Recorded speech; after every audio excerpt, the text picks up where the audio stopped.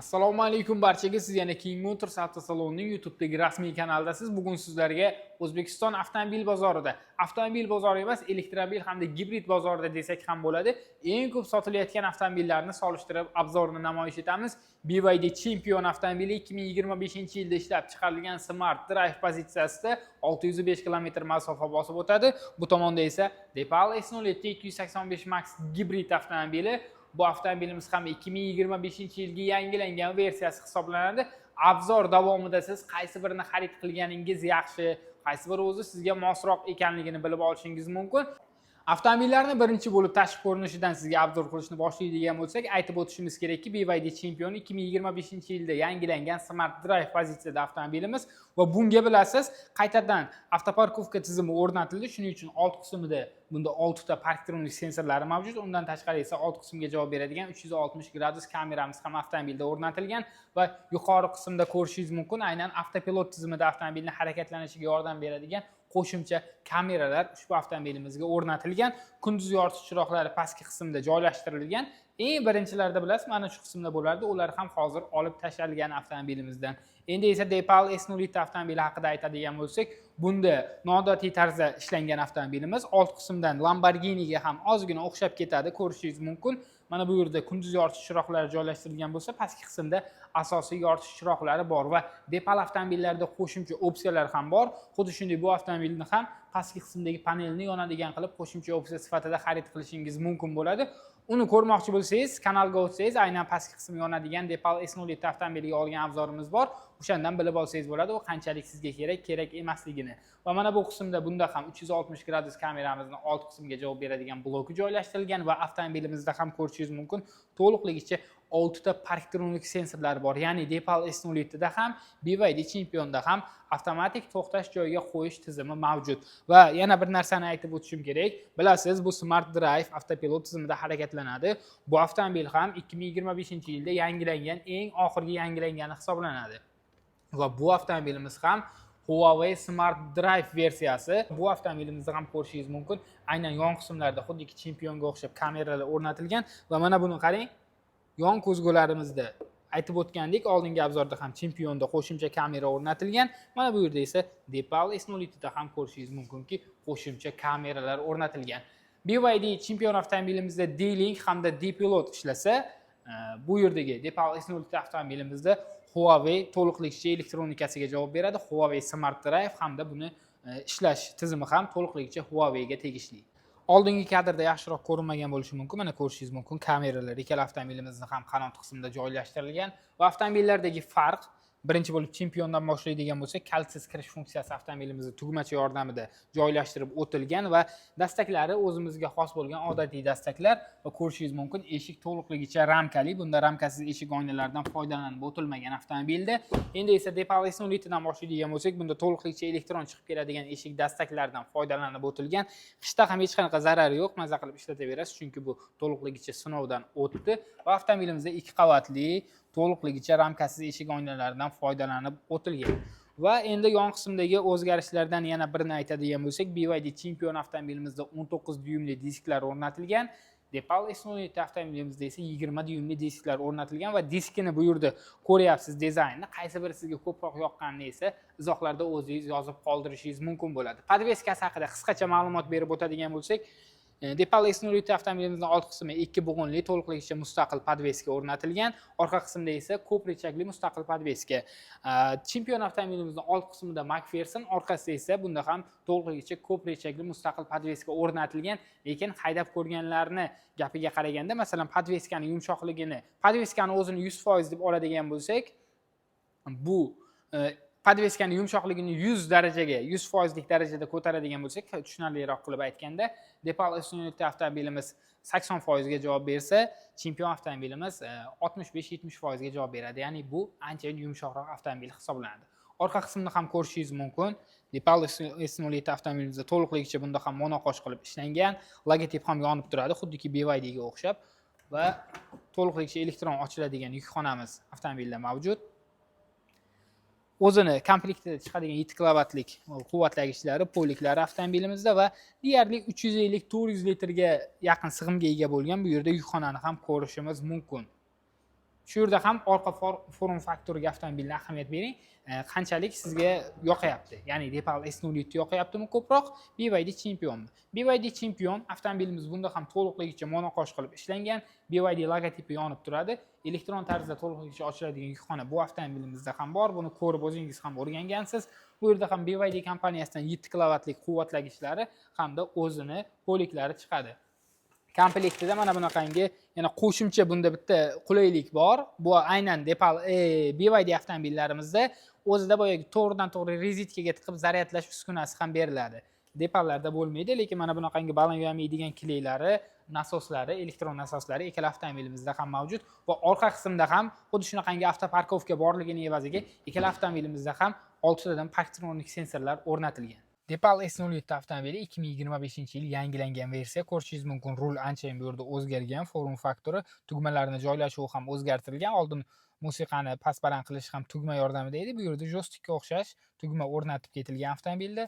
Mana bu yerda esa ko'rishingiz mumkin, avtomobilni masofasini ham, oraliq masofasini ham o'zgartirsangiz bo'ladi.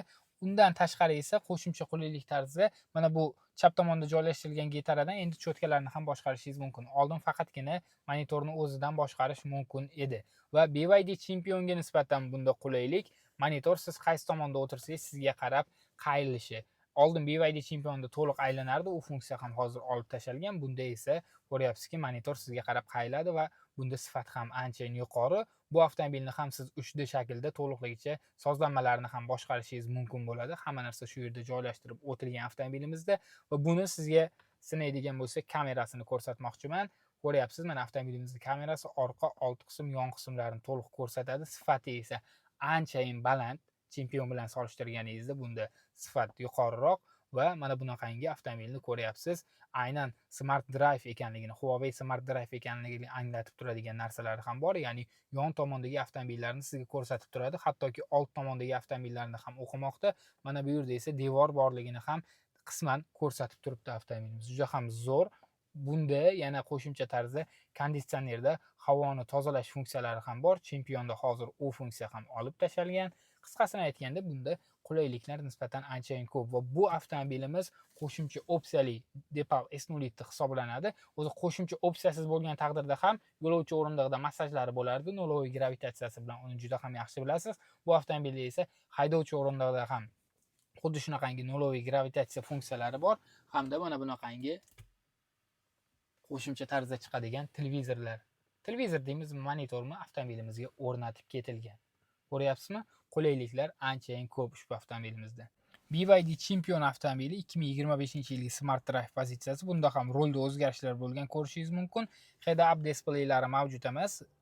Aynan Depal S07 da mana bunaqangi tablo yo'q, faqatgina head-updan boshqarishingiz mumkin. Bunda esa head-up yo'q, tablo bor. Shu yerda ham sizga qaysi biri ko'proq qulayligini o'zingiz uchun bilib olsangiz bo'ladi va avtomobillarning monitori deyarli bir xil. Bunda ham xuddi shunaqangi 3D shaklda avtomobilning to'liq sozlanmalarini boshqarishingiz mumkin bo'ladi va shu o'rinda aytib o'tishim kerak, kamerasini qarang, sifati nisbatan pastroq Depal bilan solishtirganingizda va bunda 3D shaklda ko'rish tizimi yo'q.